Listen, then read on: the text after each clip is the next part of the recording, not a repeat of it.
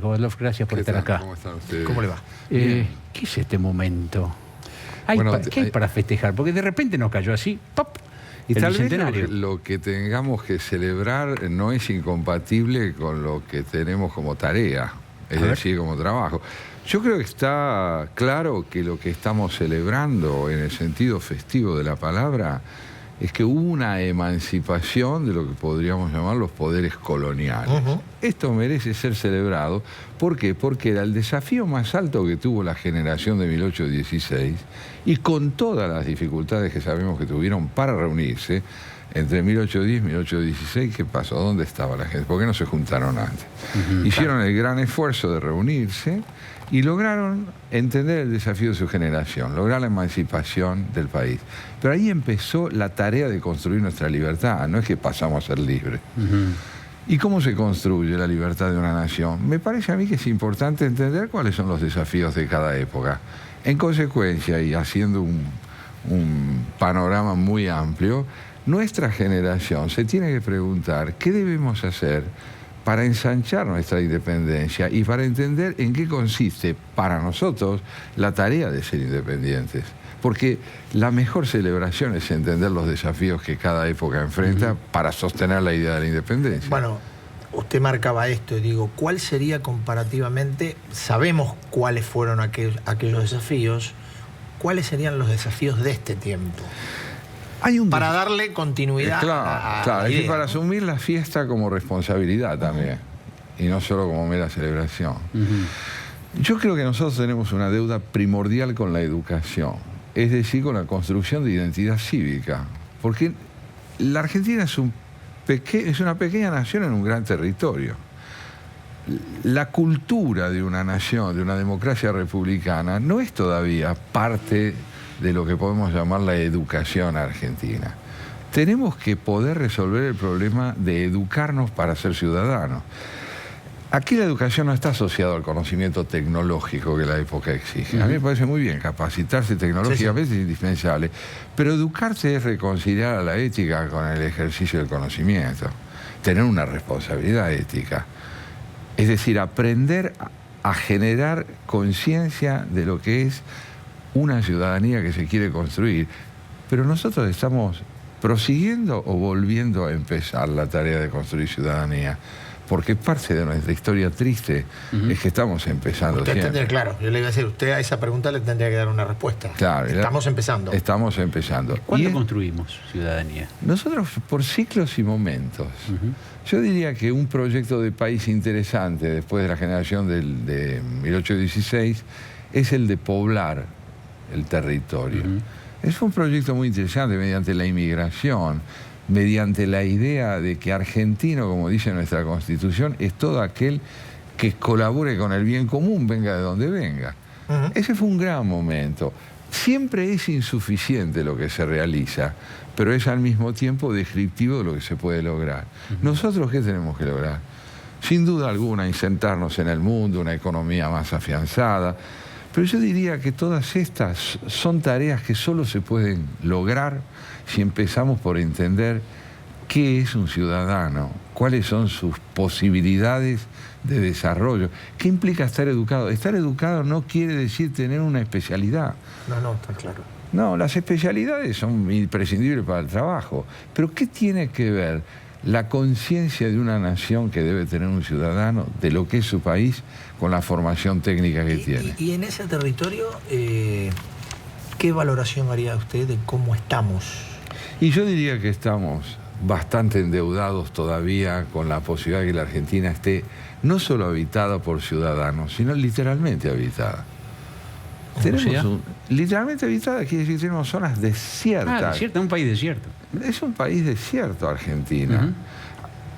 Pero estas son deudas contraídas con proyectos del siglo XIX. ¿A qué distancia estamos del XXI nosotros los argentinos en el año 2016? A una gran distancia todavía. Que nos falta contemporaneidad, conciencia de los deberes de nuestro tiempo. Estamos tratando de reconstruir la República, la democracia, vivir de acuerdo a la Constitución. Estamos empezando a rehacer los desechos. ¿Es imprescindible? Sí, es imprescindible. ¿Es posible? Es necesario. Y además todo esto ocurre en un momento, como decíamos antes, en el cual vamos en busca de una democracia republicana, mientras en el mundo las democracias se empalidecen, evidencian. Bueno, eso, ¿qué hablaría? ¿Que vamos siempre fuera de tiempo? Porque tampoco me parece que es la primera vez en el recorrido de los 200 años que a la Argentina le ocurre esto. No, no es la primera vez. Estamos tratando de volver a empezar, eso significa que estamos atrasados. Ahora, qué curioso, ¿no? Las naciones desarrolladas evidencian cierto cansancio respecto del sistema democrático. Los sectores que privilegian el voto popular no forman parte de los sistemas tradicionales políticos. Nosotros hemos conocido el cansancio de la democracia antes de afianzarla. Esto es muy notable. El apego que tenemos a los regímenes de organización caudilleja, a la idea de que el país se organiza sobre la base de un liderazgo personal verdaderamente protagónico con exclusión del sistema político republicano, despertó mucho entusiasmo. Ahora, ¿tendremos capacidad de despertarnos de la ilusión de vivir en el siglo XIX? Yo no lo sé, pero es imprescindible que lo intentemos. Me deja que comparta con usted una encuesta que hizo Poliarquía, que me llegó hoy, está fechada hoy incluso. Sí. Con motivo de la conmemoración del Bicentenario, es una encuesta Poliarquía, una consultora conocida, sobre patriotismo e identidad nacional. Le doy dos datos. El 87% de los encuestados, es una encuesta nacional, dice sentirse muy o bastante orgulloso de ser argentino. 87%. Ahora, cuando a la gente le preguntan, ¿pero ser argentino es algo bueno o es positivo o no es tan positivo? Los que dicen que es positivo bajan al 57%. Perdón, los que dicen que es negativo son el 57%, positivo 38%. O sea, 87% estamos orgullosos, solo 38% decimos que ser argentino es algo bueno. O sea, estamos orgullosos, pero no nos vamos. Pero no nos parece que sea algo de para esa la lectura, ¿no? Claro, si pudiéramos transformar el orgullo en proyecto laboral, general, reeducativo, y no entenderlo como una esencia de la que participamos. Por supuesto, amamos nuestro país. Todos decimos que amamos nuestro país, aunque no podamos convivir entre nosotros. Me parece que poder convivir es demostrar de qué se está orgulloso. De lo contrario es una afirmación sentimental. Nos gusta la camiseta. Nos gusta. Y cuando la camiseta falla, el país sufre una crisis ontológica. Su ser desaparece. Muy buena esa. Y buscamos culpables urgentes, claro, porque no sea cosa que alguien piense que la sociedad es culpable de algo. Mire, todo puede ser un síntoma de nuestros conflictos, pero el fútbol lo tiene prohibido. Porque el fútbol ha sido ese recinto donde la identidad creyó ser consistente entre nosotros. Si vacila, perdemos el espejo donde vemos reflejado nuestro orgullo nacional. Ahora, puede... A ver, hay una cuestión de orgullo, hay una cuestión de identidad. Sí.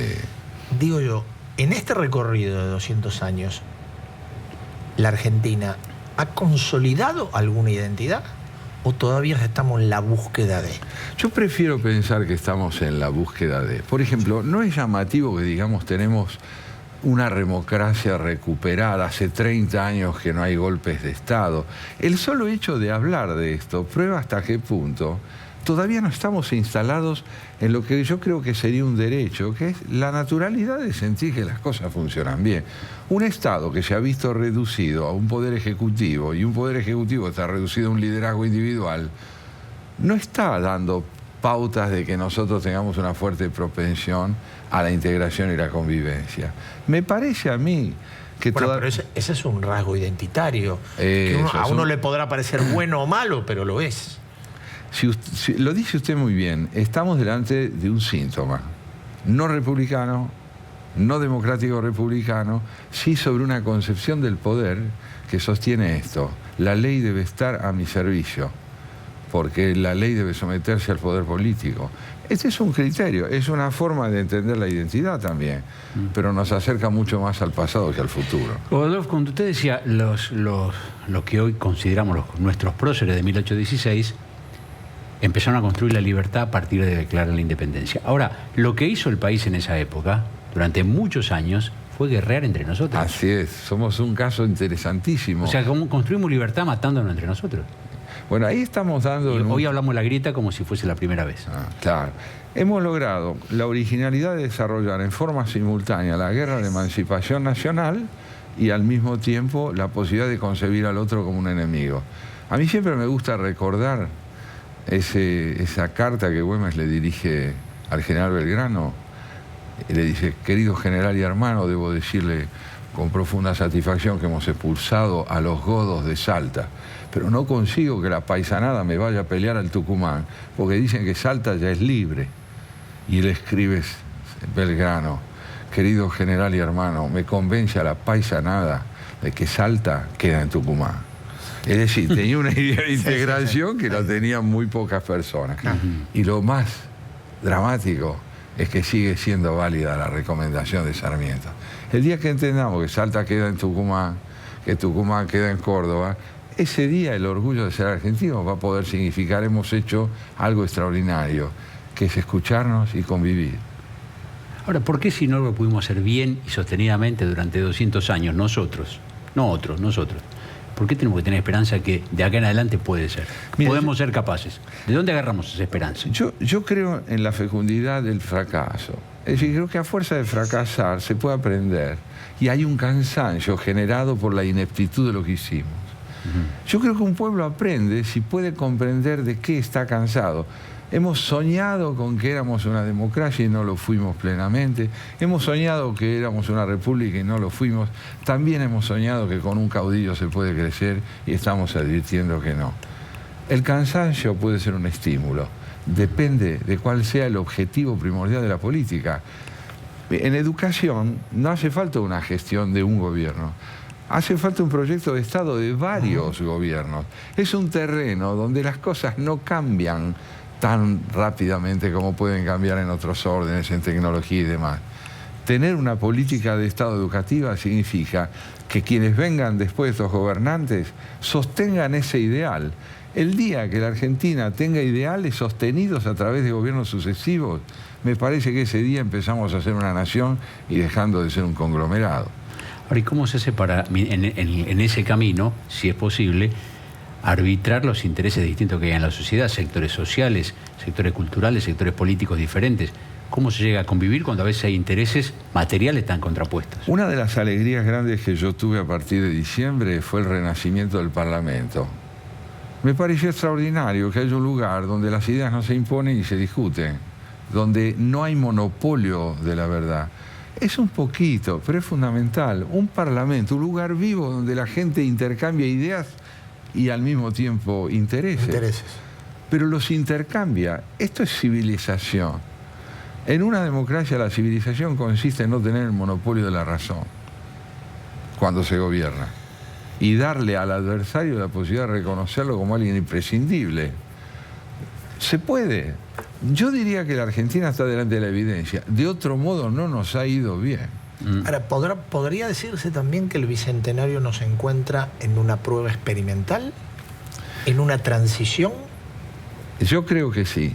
Yo creo que nos encuentra en una transición porque estamos haciendo un enorme esfuerzo para vivir dentro de la ley y devolverle a los tres poderes del Estado alguna significación, como independientes e interdependientes.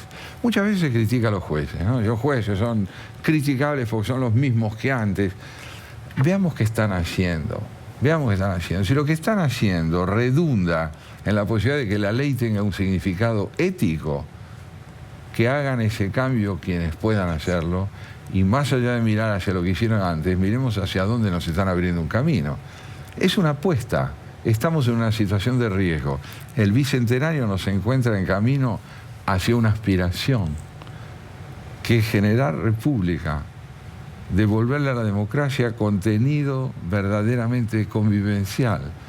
Nada asegura que lo logremos, pero intentarlo es indispensable. Gracias. Muy Gracias amable. a ustedes.